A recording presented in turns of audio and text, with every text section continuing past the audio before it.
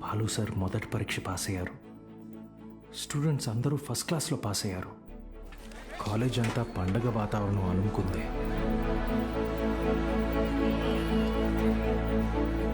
దీంట్లో మన ప్రోత్సాహం కూడా ఉంది. మొత్తానికి సాధించావయ్యా మ్యాథ్స్.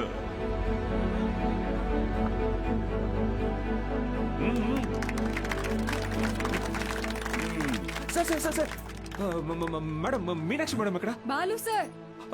మేడం సార్, ఒక నిమిషం సార్. Sir please. సార్ నమస్తే సార్. సార్ బాగున్నారు సార్? బావున్నావా? సార్ బాలగంగాధర్. సార్ నేనే సార్, బాలగంగాధర్. నీ మనిషిని నేనే అన్ని దగ్గరుండి చూసుకున్నా. సార్ నన్ను గుర్తుపట్టారా సార్? ఆ రోజు అసెంబ్లీలో మాట్లాడింది అది నువ్వా? నేనే సార్. బా రా, కేక్ కట్ చేద్దు. రండి సార్, రండి. మహాలక్ష్మి నాన్న బా రండి రండి. బా. అవును. బా సార్ నాకు సార్ సార్ నాకు కూడా. సార్ మీరు చెప్పినట్టే చేశాను, చూసారా సార్? యాక్చువల్గా అంతకు మించి సార్, పిల్లలందరూ ఫస్ట్ క్లాస్లో పాస్ అయ్యారు. మ్యాథ్స్ ఒకటే కాదు సార్, ఫిజిక్స్ కెమిస్ట్రీ కూడా నేనే టీచ్ చేశాను సార్. ఒక బయాలజీ మీనాక్షి మేడం చూసారు కదా సార్, ఆవిడే టీచ్ చేశారు సార్. గుడ్. సార్ మీరు ఇలాగే ఎంకరేజ్ చేయండి సార్. నెక్స్ట్ ఇయర్ చూడండి సార్, పిల్లలు డిస్టింక్షన్ లో పాస్ అయ్యేలా చేస్తాను సార్. ట్రై. ఏదో ఒక్క సంవత్సరం ఫ్లూక్ లో ఈ మట్టి మొహాలందరూ పాస్ అయిపోతే నువ్వు పెద్ద పుడింగిలా ఫీల్ అవుతున్నావా? డిస్టింక్షన్ అట డిస్టింక్షన్.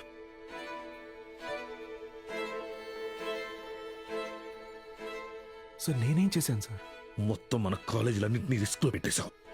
మీ college pass rate 75, Siripuram government కాలేజీలో పాస్ రేట్ 100. మేమంతా ఆ కాలేజీకే వెళ్తాం అని అంటున్నారా? మన town branch middle class customers. Customers students కదా సార్? కస్టమర్సేరా, కస్టమర్సే. ఇది వ్యాపారం. ఏ వ్యాపారంలోనైనా టార్గెట్ మిడిల్ క్లాస్ కస్టమర్సే. ట్రై. చాలా కాలం పట్టిందిరా వాళ్ళ మైండ్ ని ట్యూన్ చేయడానికి. అది నువ్వొచ్చి మార్చేస్తావా?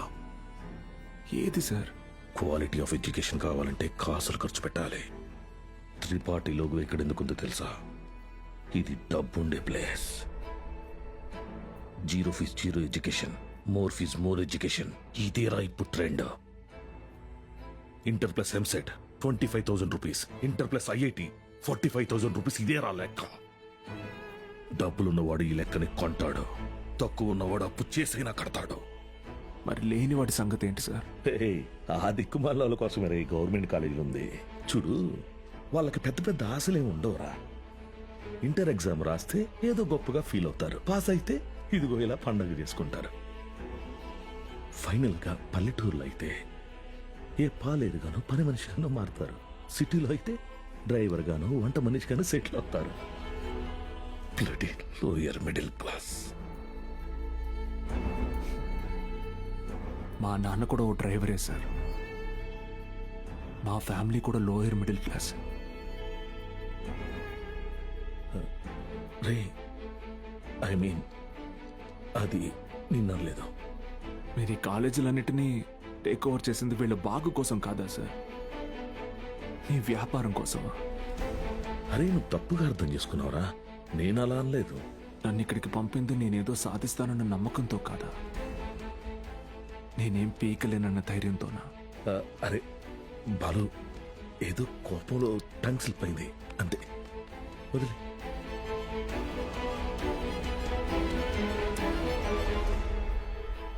నువ్వు చాలా టాలెంటెడ్ రా, గుర్తించాను. ఇది కాదు నువ్వు ఉండాల్సిన ప్లేస్. నాతో వచ్చే మన కాలేజీలో నిన్ను సీనియర్ లెక్చరర్ని చేస్తా. 50 కాదు, లక్షిస్తా. ఇల్లు కారు అన్నీ ఇస్తా. నాతో వచ్చే. సార్ భోజనాలు రెడీ సార్.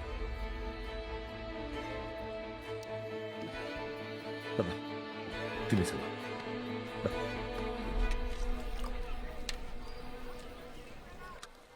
తినండి సార్.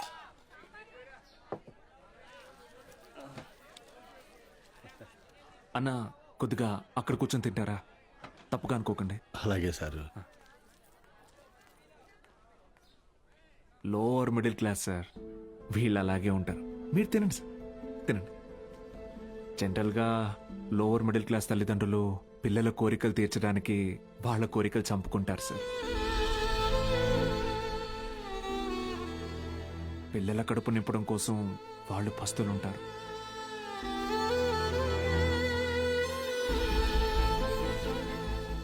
పిల్లలకి కొత్త బట్టలు కొనిచ్చి వాళ్ళు చిరిగిపోయిన బట్టలు కట్టుకుంటారు సార్. అదే లోయర్ మిడిల్ క్లాస్ తల్లిదండ్రులు పిల్లల్ని ఒక ప్రైవేట్ జూనియర్ కాలేజీలో చదివించాలంటే నెలకొకసారి రక్తం కూడా అమ్మాలి సార్. ఇంకెంతకాలం తాగుతారు సార్?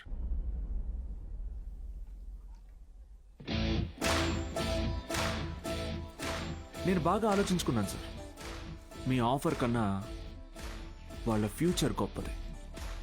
మీతో రావడం కన్నా నేను ఇక్కడ ఉండడం ముఖ్యం. ఏం పీకుతావురా? మహా అయితే నెక్స్ట్ ఇయర్ కూడా పాస్ మార్కులు తప్పిస్తావు. దానికి వాళ్ళ జీవితాలు మారిపోతాయా? పాస్ మార్క్స్ కాదు సార్, టాప్ మార్క్స్. అంటే ఇక్కడ 27 మంది ఎంపీసీ స్టూడెంట్స్, 18 మంది బైపీసీ స్టూడెంట్స్ ఉన్నారు. Everybody here will get EAMCET rank.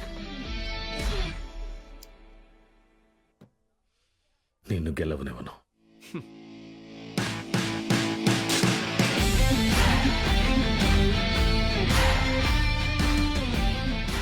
విద్య అనేది గుడిలో దేవుడికి పెట్టే నైవేద్యంతో సమానం సార్. పంచండి, 5 స్టార్ హోటల్లో డిష్ లాగా అమ్మకండి.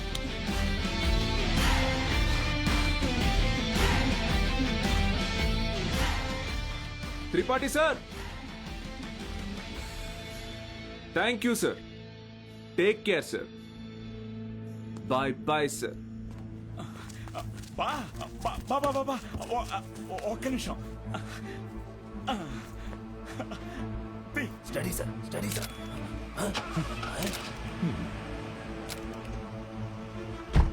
బా బా.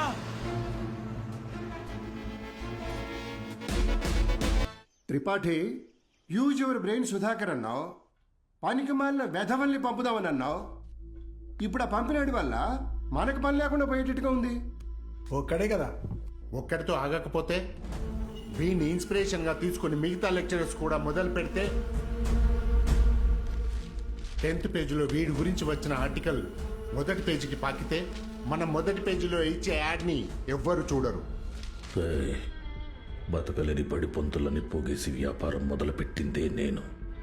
ఆఫ్టర్ ఆల్ ఒకడు దాన్ని పెకిలించడానికి ట్రై చేస్తే చూస్తూ ఊరుకుంటానా? ఆఫ్టర్ ఆల్ జూనియర్ లెక్చరర్ పీకే. కాంట్రాక్ట్ ఇష్యూస్ అనేసేనా? 6 months ముందే నోటీస్ ఇవ్వాలి. అంత టైం వాడికిస్తే నాకు రిస్క్. అందుకోసం గవర్నమెంట్ రిస్క్ లో పడేయమంటావా? అపోజిషన్ వాళ్ళు యోకేస్తారు. సీఎం ఒప్పుకోడు.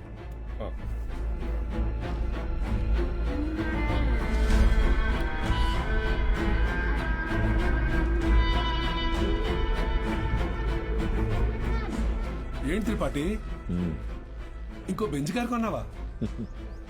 అది నాది కాదు, నీదే. ఏంటి? నా సంగతి సరేనయ్యా, కానీ సీఎం ఒప్పుకోడు.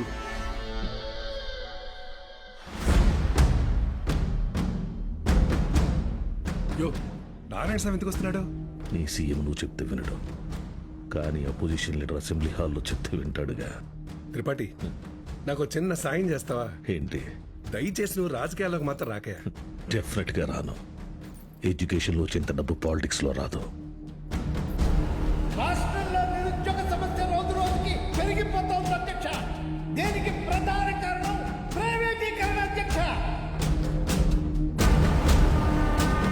రోడ్డు కాంట్రాక్టర్లు, రైల్వే కాంట్రాక్టర్లు ఇప్పుడు కొత్తగా గవర్నమెంట్ జూనియర్ కాలేజీలు నడపలేక ఇప్పుడు వాటిని కూడా ప్రైవేటీకరణ చేసేసారు. ప్రెసిడెంట్ గారు మీ ఇంటి దగ్గర పాలు పోయొద్దన్నారండి. కావాలంటే కేంద్రానికి వచ్చి డబ్బులు కట్టి పాలు కొనుక్కోండి, ఏమనుకోద్దు సార్.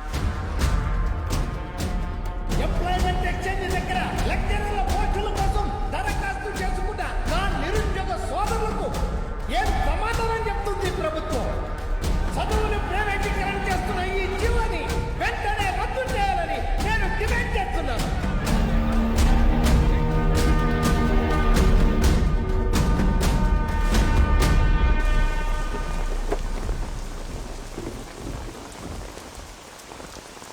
లోపలికెళ్ళి కీ ఇచ్చేసి రేపటి నుంచి నువ్వు పనిలోకి రా. ఏమైంది సార్? వెళ్ళి నీ కొడుకుని అడుగు. సార్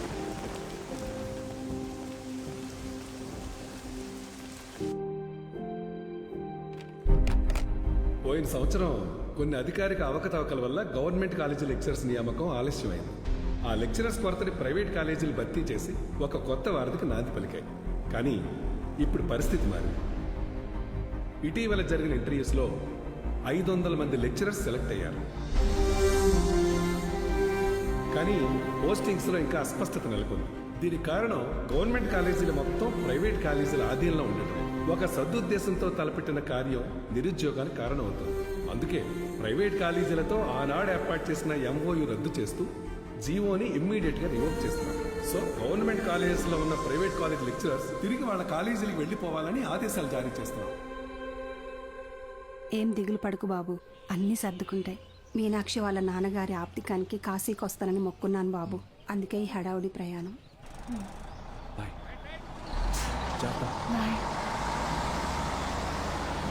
సతీ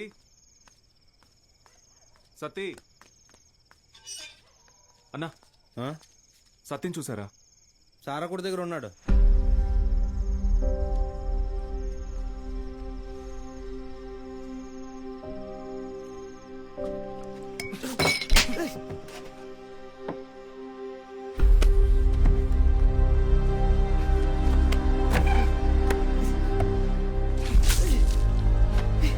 తుడుచుకో.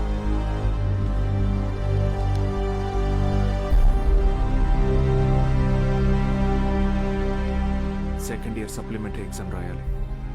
గుర్తుందిగా? నేనేం చెప్తే అది చేయాలి.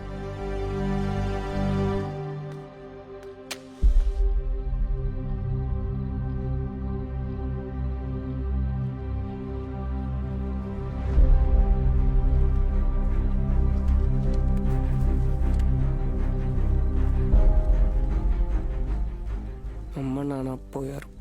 ఇప్పుడు నువ్వు వెళ్ళిపోతున్నావు. ఇంకెవరికోసం రాయాలి?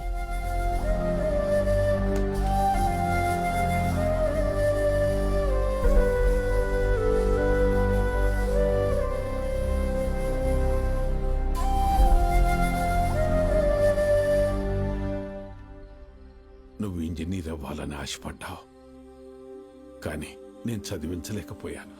నన్ను క్షమించరా. ఎందుకు ఇప్పుడు ఓడిపోయాను? నీ వల్ల అక్కడ ఒక్క స్టూడెంట్ ప్రయోజకుడైనా నేను గెలిచినట్టు భావిస్తాను. వాళ్ళ అమ్మా నాన్న ఆనందం వెనక నా కొడుకున్నాడని గర్వపడతాను. ఇప్పుడు ఏమైందని, ఎందుకు జరిగిపోయింది దాని గురించి బాధపడుతున్నావు? రే, అడిగింది కొనివ్వకపోతే ఆ పిల్లలు ఒక్కరోజే ఏడుస్తారు. కానీ వాళ్ళ అమ్మా నాన్న కొనివ్వలేని పరిస్థితి ఉన్నంతకాలం ఏడుస్తూనే ఉంటారు. నా ఏడుపు నీకు అర్థం కాదులే.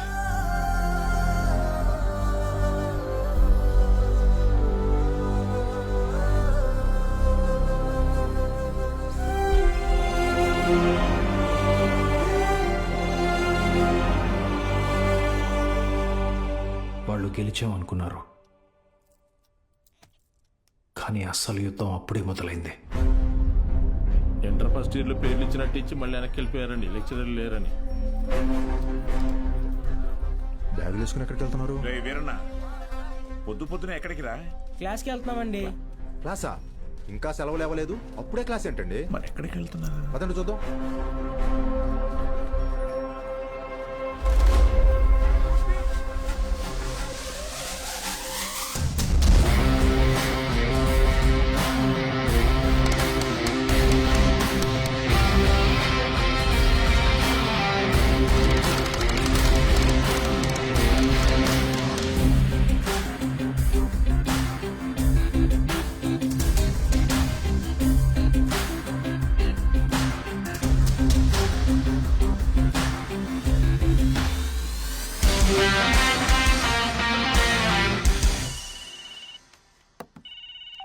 హలో బావా, ఆ మ్యాక్స్ గార్డ్ ఇంకా ఊళ్ళోనే ఉన్నాడు. పొలంలో పాకేసి ప్రైవేట్ పెట్టేశాడు. ఏం చేయమంటావు బావా? హలో రే దత్తమ్మ, వాడు పాకేసింది నీ ఊర్లోనేగా. ఊరు ప్రెసిడెంట్ అయ్యింటే నన్ను అడుగుతున్నావా? రే, ఆ పొలం ఎవరిదో కనుక్కోండి.